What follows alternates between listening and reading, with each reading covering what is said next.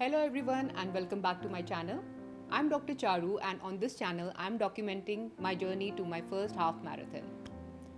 Before I discuss this week's runs with you guys, I would like to share why strength training is now officially a part of my running training.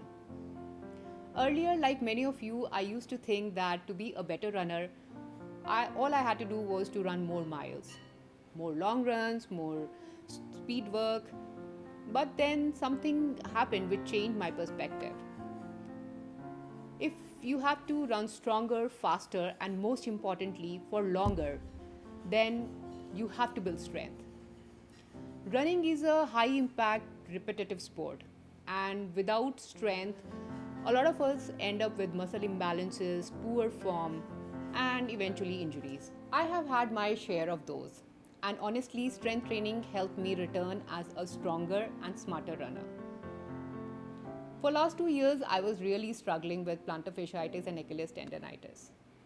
I only was focusing on superficial healing part. I would rest, I would ice it, and when the pain was gone, I would start running again, only to be injured back. But when, with proper guidance, I started including strength training sessions into my schedule, not even super long ones, like 2 to 3 times a week, I started noticing change.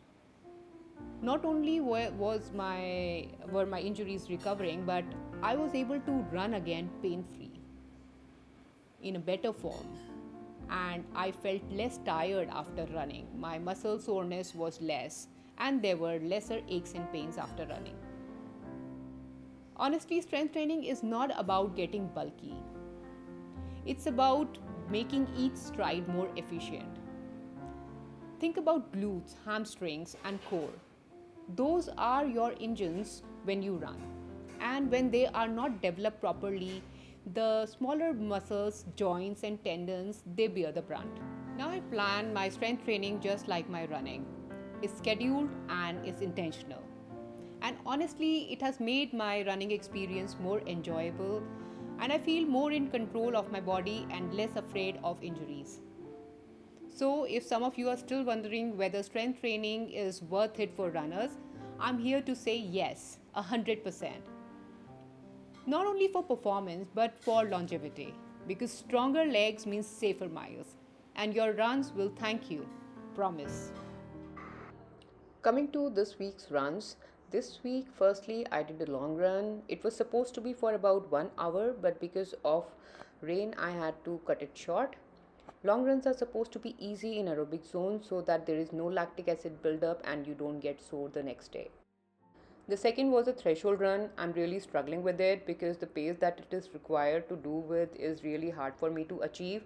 The white line that you see is the required pace and the blue line is the pace with which I ran with.